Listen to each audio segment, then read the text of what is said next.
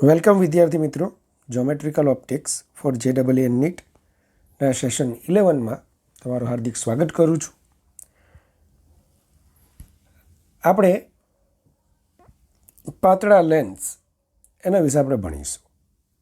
છેલ્લા સેશનમાં આપણે એક પ્રોબ્લેમ ભણ્યા હતા જે લેન્સ માટેનો બેઝ હતો કે ગોળા વડે થતું વક્રીભવન.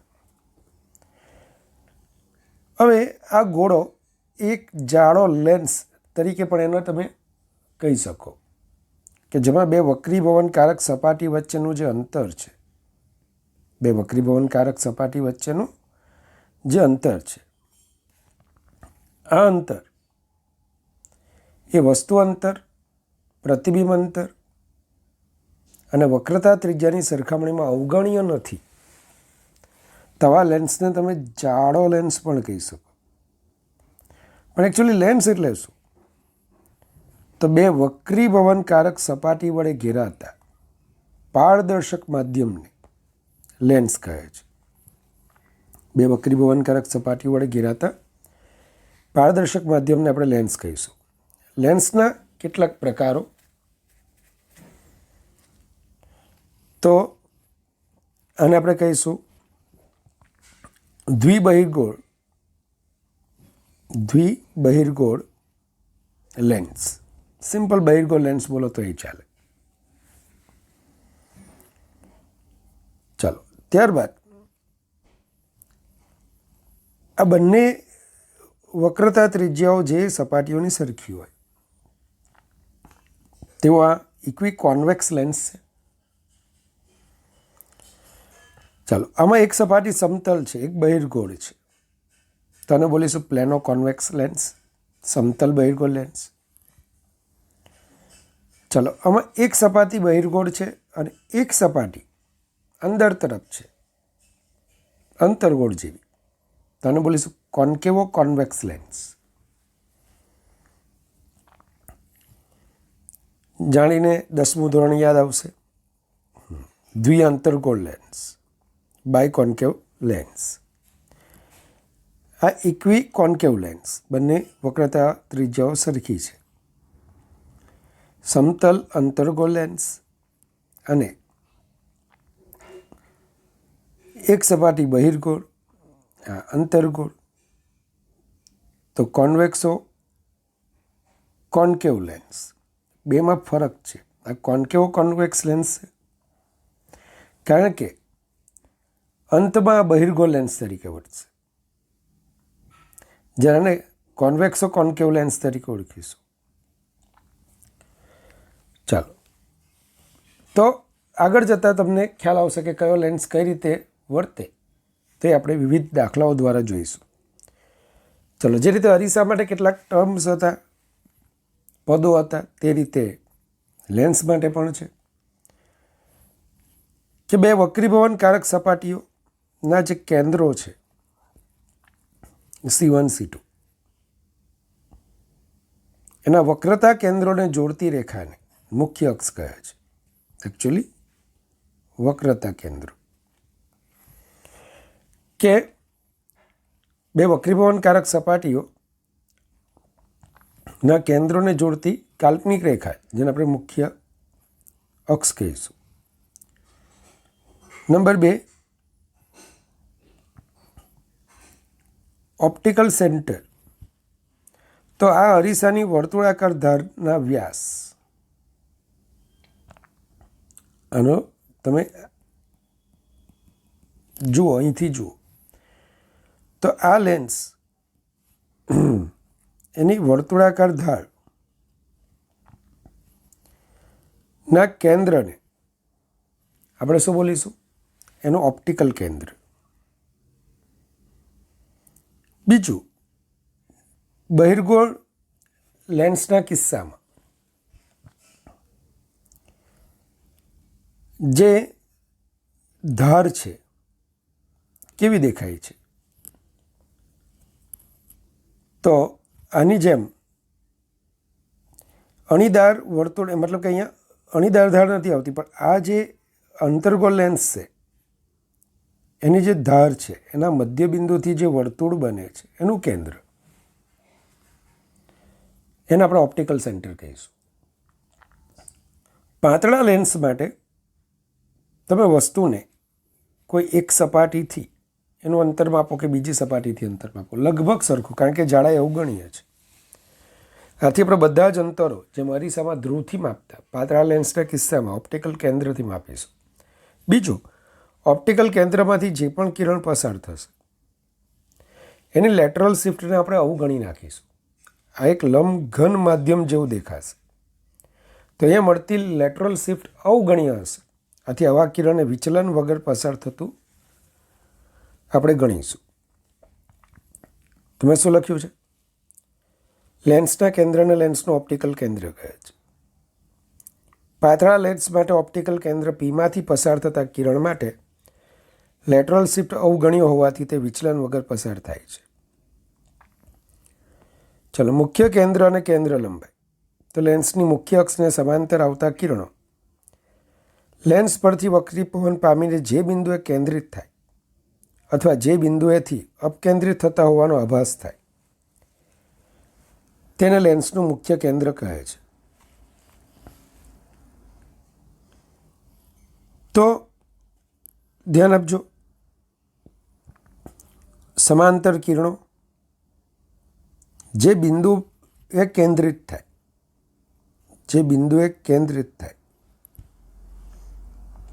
અથવા અંતર્ગોળ લેન્સના કિસ્સામાં જે બિંદુએથી અપકેન્દ્રિત થતા હોવાનો આભાસ થાય તેને લેન્સનું મુખ્ય કેન્દ્ર કહીશું. અને ઓપ્ટિકલ કેન્દ્ર પીથી મુખ્ય કેન્દ્ર સુધીના અંતરને લેન્સની કેન્દ્ર લંબાઈ તરીકે ઓળખીશું. પ્રતિબિંબના નિર્માણ માટે આપણે જરૂરી માર્ગદર્શનો મેળવીએ. તેમાં મુખ્યત્વે બે જ કિરણોને આપણે પ્રતિબિંબની રચના માટે ધ્યાનમાં લઈશું. એમ તો તમે ઘણા કિરણો ધ્યાનમાં લઈ શકો છો. સૌથી પહેલું કે જે રીતે પરાવર્તનના કિસ્સામાં પ્રતિબિંબ મેળવવા માટે એક જ નિયમ આપાત કોણ ઇઝ ઇક્વલ ટુ પરાવર્તન કોણ, એ રીતે વક્રીભવનના નિયમો પરથી નીચેના કિરણોને પ્રતિબિંબની રચના માટે ઉપયોગમાં લઈ શકાય. મતલબ કે અહીંયા સ્નેલના નિયમનો તમારે ઉપયોગ કરવો પડે. પહેલું, લેન્સની મુખ્ય અક્ષને સમાંતર આવતું કિરણ ક્યાંથી પસાર થશે? તો બહિર્ગોળ લેન્સના કિસ્સામાં બહિર્ગોળ લેન્સના મુખ્ય કેન્દ્ર એફમાંથી પસાર થશે, અને અંતર્ગોળ લેન્સના કિસ્સામાં જાણે કે મુખ્ય કેન્દ્ર એફમાંથી અપકેન્દ્રિત થતા હોવાનો આભાસ થશે. બીજું, લેન્સના ઓપ્ટિકલ કેન્દ્રમાંથી પસાર થતું કિરણ એની લેટરલ શિફ્ટ અવગણ્ય હોવાથી તેને આપણે વિચલન વગર પસાર થતું ગણીશું. આવા બે કિરણો. આ ઉપરાંત તમને ખ્યાલ છે કે ભાઈ મુખ્ય કેન્દ્ર એફમાંથી પસાર થતા કિરણો લેન્સમાંથી વક્રીભવન પામીને સમાંતર બની જશે. કેવા બનશે? સમાંતર બનશે. તો આવા કિરણને પણ આપણે ધ્યાનમાં લઈ શકીએ. તો આપણે બહિર્ગોળ લેન્સ માટે પ્રતિબિંબની રચના એટલે કે વસ્તુનું સ્થાન અને એને અનુરૂપ પ્રતિબિંબનું સ્થાન આપણે મેળવવાનું છે. યાદ રાખજો, આમાં કેન્દ્ર લંબાઈ એફ અને એનાથી બમણું અંતર ટ્વાઇસ એફ. યાદ રાખજો, અહીંયા વક્રતા ત્રિજ્યા આર બરાબર ટ્વાઇસ એફ, આ સંબંધ અહીંયા લેન્સ માટે પડાતો નથી. લેન્સ માટે આર અને એફનો સંબંધ અટપટો છે, જે આગળ આપણે મેળવવાના છે. પણ ઘણાને એવું લાગે કે ભાઈ આ 2f એટલે આનું વક્રતા કેન્દ્ર. ના, 2f માત્ર એક અંતર છે. કેમ આ અંતરને ધ્યાનમાં લેવાનું છે? કારણ કે આ અંતરનું પ્રતિબિંબની મેળવણી માટે કંઈક ઉપયોગી સાબિત થાય છે, એનું કંઈક મહત્ત્વ બને છે 2f અંતરનું. તો આ એફ અને 2f, એફ અંતરે મુખ્ય કેન્દ્ર એફ અને આ 2f અંતરે ટ્વાઇસ એફ બિંદુ આપણે લઈશું. જ્યારે વસ્તુને આપણે અનંત અંતરે મૂકીએ તેમાંથી આવતા કિરણો સમાંતર કે જે લેન્સના મુખ્ય કેન્દ્ર એફ પર કેન્દ્રિત થાય. અહીં પ્રતિબિંબ વાસ્તવિક બને છે, રિયલ, ઇન્વર્ટેડ ઉલટું બને છે, એન્ડ ડિમિનિશ્ડ ઇમેજ મતલબ કે બિંદુવત પ્રતિબિંબ મળે છે. બિટવીન 2f એન્ડ ઇન્ફાઇનાઇટ મતલબ કે 2fથી દૂર આપણે પરિમિત અંતરે વસ્તુને મૂકી તો રે ડાયાગ્રામ જુઓ. પ્રતિબિંબ એફ અને 2fની વચ્ચે મળે છે મતલબ કે હવે પ્રતિબિંબ એફથી ખસીને એફ અને 2f જમણી બાજુ ખસવા લાગ્યું. વસ્તુ જમણી તરફ ખસે અનંતથી, પ્રતિબિંબ જમણી તરફ ખસ્યું. બરાબર જોજો. કેવું મળે છે? વાસ્તવિક, હા, કિરણો હકીકતમાં ભેગા થાય છે, ઉલટું અને વસ્તુ કરતાં નાનું, રિયલ, ઇન્વર્ટેડ એન્ડ ડિમિનિશ્ડ મતલબ વસ્તુ કરતાં નાનું. જ્યારે વસ્તુ 2f પર હશે તો પ્રતિબિંબ પણ 2f પર મળે છે. કેવું મળે છે? વાસ્તવિક, ઉલટું અને વસ્તુ જેટલું, inverted and same size of the object, real, inverted and same size of the object. આ યાદ રાખવાના છે બધા. બિટવીન 2f એન્ડ f તો રે ડાયાગ્રામ પરથી તમે જોઈ શકશો કે પ્રતિબિંબ 2fથી દૂર મળે છે. કેવું મળે છે? વાસ્તવિક, ઉલટું અને વસ્તુ કરતાં મોટું, લાર્જર ધેન ઓબ્જેક્ટ. જો વસ્તુ f પર હશે તેમાંથી આવતા કિરણો સમાંતર બની જશે અને આનું પ્રતિબિંબ અનંત અંતરે રચાશે, અસ્પષ્ટ હશે. ચલો, between F and P, F અને પીની વચ્ચે જ્યારે હોય તો આનો આપણે સાદા માઇક્રોસ્કોપ તરીકે ઉપયોગ કરીએ છીએ, જે આપણે ભણીશું પ્રકાશીય ઉપકરણોમાં. તો એફ અને પીની વચ્ચે જ્યારે વસ્તુ હોય ત્યારે પ્રતિબિંબ વસ્તુ તરફ જ હશે. કારણ જે બે કિરણો તમને મળે છે એ ડાયવર્જન્ટ અપસારી બને છે, જે અવલોકનકારને ક્યાંથી આવતા જણાય છે? આ વિભાગમાંથી આવતા જણાય છે, અહીંથી આવતા જણાય છે. તો આ વસ્તુનું પ્રતિબિંબ છે, પણ કેવું?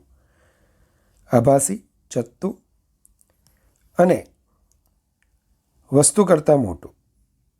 તો આ રીતે તમે પ્રતિબિંબની મેળવણી બહિર્ગોળ લેન્સ માટે કરી શકશો.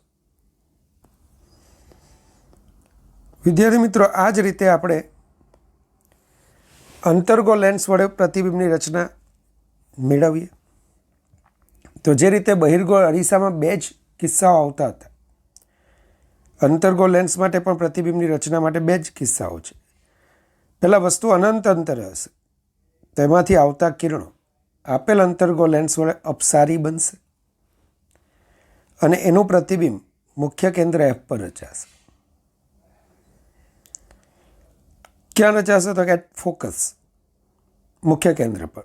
કેવું હશે? તો કે આભાસી, ચત્તુ અને બિંદુવત. Anywhere between infinite and P મતલબ કે પરિમિત અંતરે રહેલું હોય. તો અંતર્ગોળ લેન્સથી આ કિરણો અપસારી બનશે,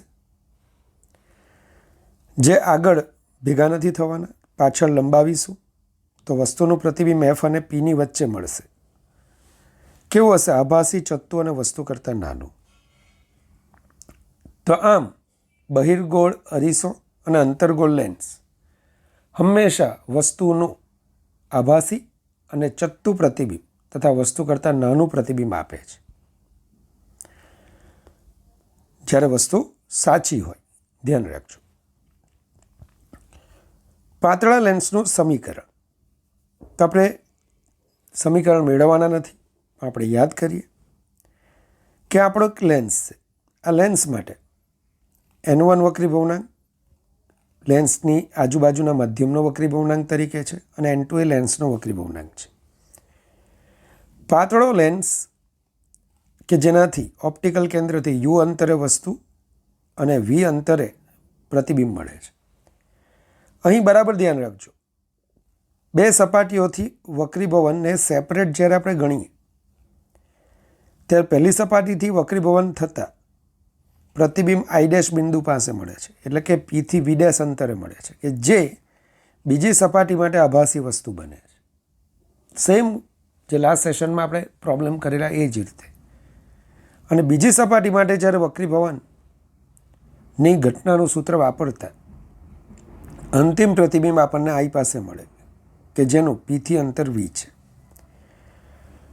તો 1/v - 1/u is equal to n2 - n1/n n1 in the bracket 1/r1 - 1/r2, કે જે વસ્તુ અંતર, પ્રતિબિંબ અંતર, વક્રતા ત્રિજ્યાઓ તથા લેન્સ અને બહારના દ્રવ્યના વક્રીભવનાંકો વચ્ચેનો સંબંધ છે. થોડાને આપણે આ રીતે પણ લખી શકીએ કે n2/n1 - 1 અને n2/n1 is equal to n21. તો ઘણી વખત આ સૂત્રને આ રીતે પણ સાપેક્ષ વક્રીભવનાંકના સ્વરૂપમાં પણ લખી શકીએ. જો આમાં વસ્તુ અંતર અનંત લઈએ, મતલબ કે લેન્સ પર આપાત થતા કિરણો કેવા ગણીએ? સમાંતર. તો આ કિરણો લેન્સના મુખ્ય કેન્દ્ર પર કેન્દ્રિત થશે. તો આના માટે u અનંત, v બરાબર f થશે. તો 1/f - 1/∞ is equal to n2 - n1/n1 in the bracket 1/r1 - 1/r2. તો 1/f is equal to n2 - n1/n1 in the bracket 1/r1 - 1/r2, અથવા n21 - 1 1/r1 - 1/r2. ચલો 1 અને 2 પરથી 1/v - 1/u is equal to 1/f. તો lens માટે v વિરુદ્ધ u ના આલેખો.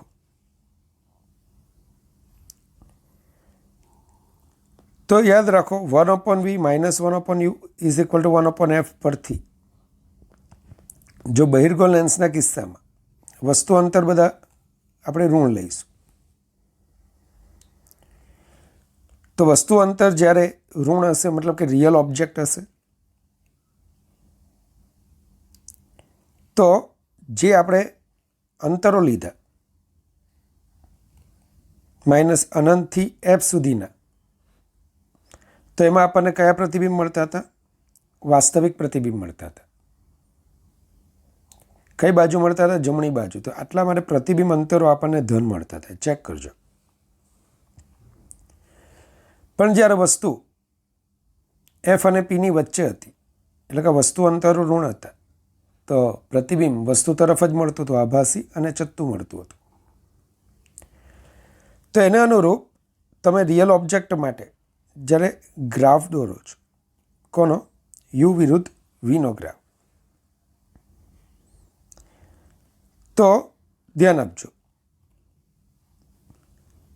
f સુધીના અંતરમાં એક ગ્રાફ આ રીતે હશે, અને f અને p ની વચ્ચે જ્યારે વસ્તુ હશે રિયલ ઓબ્જેક્ટ, તો પ્રતિબિંબ અંતર પણ ઋણ મળશે.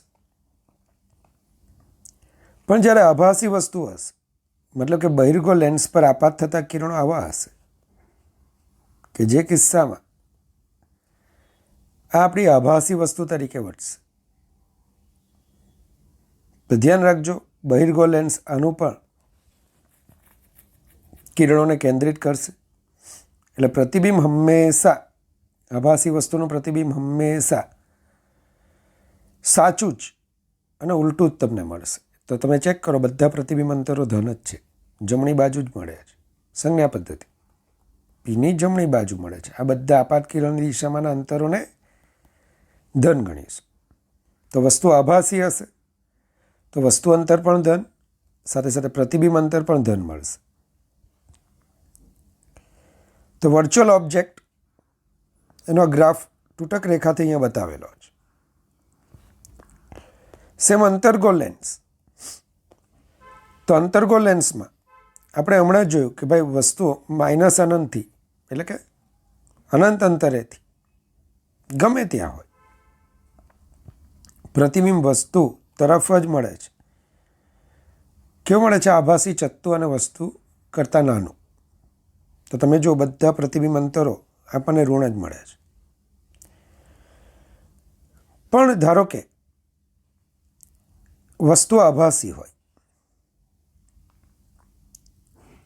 વસ્તુ આભાસી હોય, ધ્યાન આપજો. વસ્તુ કેવી હોય? આભાસી હોય. આ કિરણો ધારો કે આ રીતે આવતા હોય તો એ કિસ્સામાં વસ્તુ અંતરો ધન બનશે. પ્રતિબિંબ અંતરો બરાબર એ તમને ધન પણ આપ્યા છે, પણ ક્યારે વસ્તુ ક્યાં રહેલી હોય? એ કિસ્સામાં કે ભાઈ પ્રતિબિંબ તમને ક્યાં મળી રહ્યું છે? જો આ કિરણો એફને એપ્રોચ કરતા હશે તો કિરણો કેવા બનશે? સમાંતર. જો આ વસ્તુ છે એ એફ પર મળતી હોય તો કિરણો સમાંતર. તો પ્રતિબિંબ અનંત અંતરે રચાતું જોવા મળશે. પણ જો 2F થી અનંત સુધી ધારો કે આભાસી વસ્તુ રહેલી હોય તો આ કિરણો ફરી પાછા અપકેન્દ્રિત જ થશે અને પ્રતિબિંબની રચના આભાસી પ્રતિબિંબ ડાબી બાજુ રચાશે. તો વર્ચ્યુઅલ ઓબ્જેક્ટના કિસ્સામાં પણ તમે જોઈ શકશો કે પ્રતિબિંબ અંતરો ધન પણ બને છે, મતલબ કે વાસ્તવિક પ્રતિબિંબ પણ મળી શકે છે તેમજ આભાસી પ્રતિબિંબ પણ મળી શકે છે. પણ આલેખના પ્રકારને ખાસ ધ્યાન રાખજો. હવે વિદ્યાર્થી મિત્રો, અગાઉ આપણે લેન્સના બંને તરફના માધ્યમો સમાન લીધા, પરંતુ જો અલગ અલગ લેન્સ હોય તો અલગ અલગ માધ્યમ હોય તો, દાખલા તરીકે કોન્ટેક્ટ લેન્સમાં આ પરિસ્થિતિ હોય તો આ વખતે પહેલી સપાટીથી થતું વક્રીભવન. તો પહેલી સપાટી માટે પ્રતિબિંબ અંતર V' સેમ આગલી આકૃતિને કન્સિડર કરો. તો સૂત્ર શું બનશે? N2/V' minus N1/U is equal to N2 minus N1/R1. બીજી સપાટી માટે પહેલીથી રચાતું પ્રતિબિંબ આભાસી વસ્તુ બને તો બીજી સપાટી માટે વસ્તુ અંતર V' થશે, પ્રતિબિંબ અંતર V. કિરણ N2 માંથી N3 વક્રીભવનાંકવાળા માધ્યમમાં જાય તો N3/V minus N2/V' is equal to N3 minus N2/R2. ચલો 1 અને 2નો સરવાળો કરો તો N3/V minus N1/U is equal to N2 minus N1/R1 plus N3 minus N2/R2. હવે આવા લેન્સને, કોઈ પણ લેન્સને બે મુખ્ય કેન્દ્ર હોય છે. પ્રથમ મુખ્ય કેન્દ્ર જેને આપણે કેપિટલ F1 વડે દર્શાવીએ. તો પહેલું મુખ્ય કેન્દ્ર એટલે શું? કે જો પ્રતિબિંબ અંતર અનંત હોય, શું પ્રતિબિંબ અંતર શું બની જાય? અનંત હોય તો વસ્તુને આપણે ક્યાં મૂકેલી ગણાય? મુખ્ય કેન્દ્ર F પર. તો જે મુખ્ય કેન્દ્ર મતલબ કે પહેલા મુખ્ય કેન્દ્ર પર વસ્તુને મૂકતા એમાંથી આવતા કિરણો વક્રીભવન પામીને સમાંતર બને છે, એટલે કે પ્રતિબિંબ અનંત અંતરે બને છે. તો આને લેન્સનું પ્રથમ મુખ્ય કેન્દ્ર કહે છે. અને આ વખતનું વસ્તુ અંતર એ જ પ્રથમ મુખ્ય કેન્દ્ર માટેની કેન્દ્ર લંબાઈ. તો કરવાનું કંઈ જ નથી. U બરાબર F1 મૂકી દો, V અનંત તો 1/∞ 0. તો 1/F1 is equal to minus 1/N1 in the bracket N2 minus N1/R1 plus N3 minus N2/R2.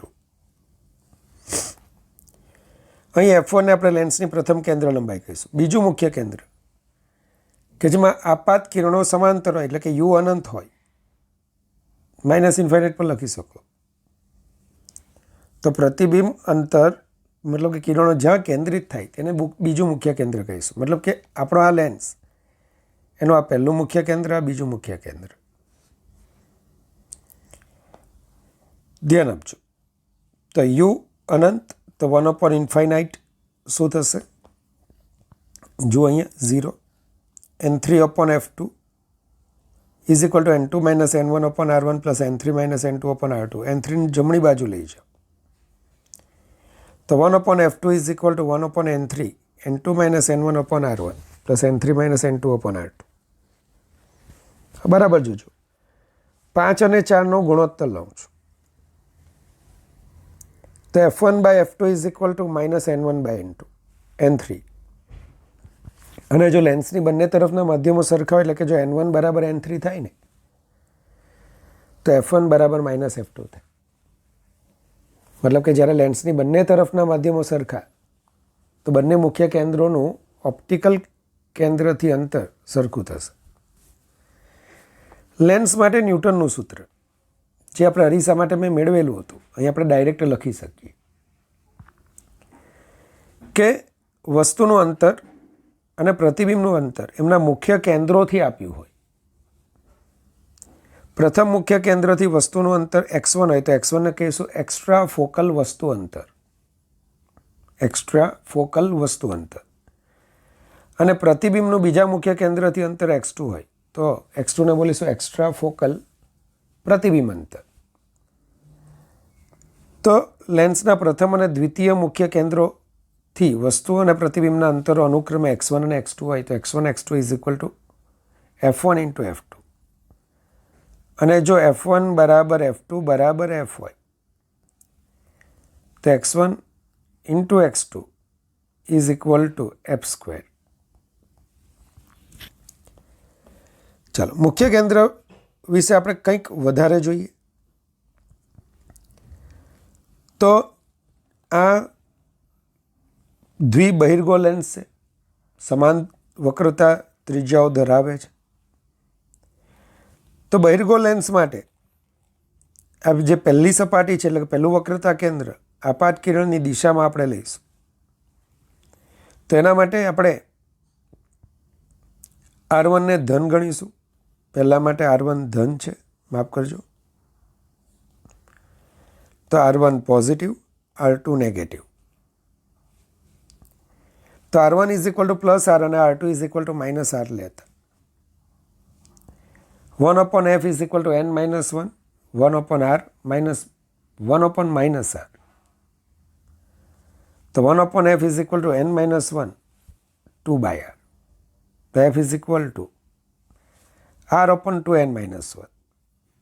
યાદ ન રાખો ચાલશે, એને બદલે સીધી સૂત્રમાં કિંમત મૂકવાની છે, પણ MCQમાં આ પૂછાયેલું. ચાલો અંતર્ગોળ લેન્સ, દ્વિઅંતર્ગો લેન્સ કે જે સમાન વક્રતા ત્રિજ્યાઓ ધરાવે. તો પહેલી સપાટીનું વક્રતા કેન્દ્ર ડાબી બાજુએ તો R1 અહીંયા ઋણ થશે. બીજી સપાટી વક્રીભવનકારક સપાટીનું વક્રતા કેન્દ્ર જમણી બાજુએ તો R2 ધન થશે. R1 is equal to minus R તથા R2 is equal to plus R. તો 1/f is equal to n minus 1 1/માઇનસ R minus 1/r. તો 1/f is equal to n minus 1 in the bracket minus 2/r. તો f is equal to minus R/2n minus 1. સ્પષ્ટ છે કે સંજ્ઞા પદ્ધતિ અનુસાર બહિર્ગો લેન્સની કેન્દ્ર લંબાઈ આપણને કેવી મળે? ધન. અને અંતર્ગોળ લેન્સની કેન્દ્ર લંબાઈ આપણને ઋણ મળે છે. યાદ રાખજો, જ્યારે કિરણો સમાંતર હોય પણ મુખ્ય અક્ષને સમાંતર નહીં, પરસ્પર સમાંતર પણ મુખ્ય અક્ષ સાથે કંઈક ખૂણો બનાવતા હોય તો આ વખતે પણ પ્રતિબિંબ તો મુખ્ય કેન્દ્ર Fને સમાવતા અને મુખ્ય અક્ષને લંબ એવા સમતલમાં જ રચાશે. ફરીથી જ્યારે સમાંતર કિરણો મુખ્ય અક્ષને સમાંતર ન હોય ત્યારે તેઓ મુખ્ય કેન્દ્ર Fમાંથી પસાર થતા અને મુખ્ય અક્ષને લંબ એવા સમતલમાં કેન્દ્રિત થશે. અને આ સમતલને આપણે લેન્સનું ફોકલ પ્લેન કહીશું, જે રીતે અરીસામાં આપણે મળેલા. ચાલો આ જે આપણે લેન્સ છે તેને મેં કોન્કેવો કોન્વેક્સ લેન્સ કીધો. કે ભાઈ બહિર્ગોળ લેન્સ છે, કેન્દ્ર લંબાઈ ધન છે, ચેક કરીએ. નીચેની આકૃતિમાં દર્શાવેલ લેન્સ માટે કેન્દ્ર લંબાઈ શોધો. ચાલો, આનો વક્રતા કેન્દ્ર C1 જમણી બાજુ, C2 પણ જમણી બાજુ. તો R1 is equal to plus 30 centimetre, R2 plus 60 centimetre. Mu 1.5 છે, એન અથવા મ્યુ તમે જે લખો તે. બહારનું માધ્યમ હવા છે, તો N1 ઇઝ ઇક્વલ ટુ 1. તો R1 plus 30, R2 plus 60, N2 અથવા mu is equal two 1.5. N1 1, F શોધવાનું છે, તો 1 upon F is equal two N2 minus N1 upon N1 in the bracket 1 upon R1 minus 1 upon R2. સાદું રૂપ આપણે આપીએ તો F is equal to plus 120 centimetre થશે. ચાલો, મોટવણી અથવા ટ્રાન્સવર્સ ઓર લેટરલ મેગ્નિફિકેશન. તો અહીંયા બે પ્રકારની મોટવણી આપણે ભણીશું. એમ તો 3 પ્રકારની આવે, પણ અત્યારે આપણે 2 પ્રકારની મોટવણીની ચર્ચા કરીશું. ચાલો, ટ્રાન્સવર્સ ઓર લેટરલ મેગ્નિફિકેશન. કે આપણી આ વસ્તુ છે જેની ઊંચાઈ HO છે, પ્રતિબિંબની ઊંચાઈ HI છે, તો M is equal to HI upon HO is equal to V by U. તમે આરામથી સાબિત કરી શકશો. તમે બંને માટે tan થીટા, આ AB, A dash B dash, તમે tan theta is equal to AB upon PB, A dash B dash upon PB dash, આવું તમે લઈ શકો આરામથી. ચાલો, AB HO, PB minus U વસ્તુ અંતર છે, A dash B dash minus HI, PB dash પ્રતિબિંબ અંતર છે, તો HI upon HO is equal to V by U is equal to M. ચાલો, લેન્સ માટે MF અને યુનો સંબંધ જે રીતે અરીસા માટે મેળવેલો, લેન્સ માટે સેમ પદ્ધતિથી મળી શકે કે 1 upon U plus 1 upon V is equal to 1 upon F.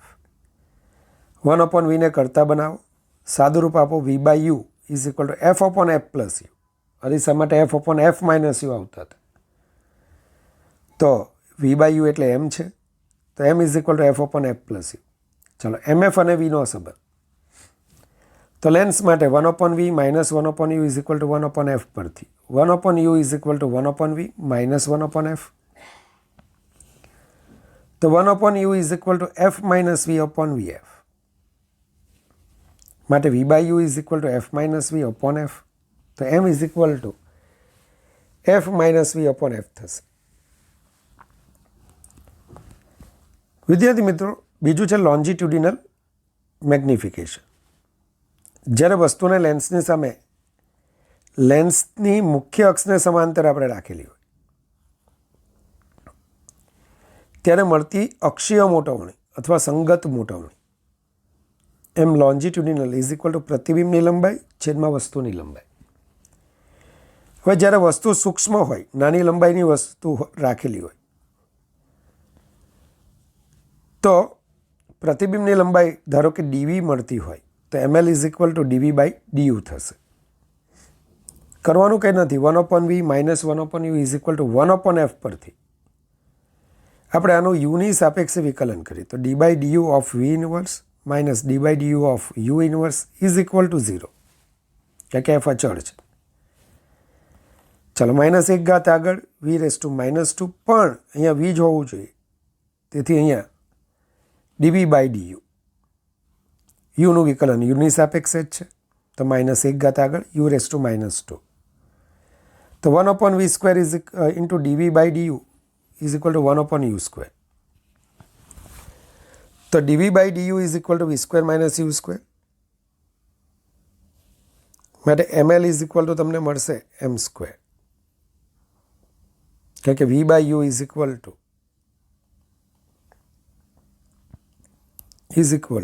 M.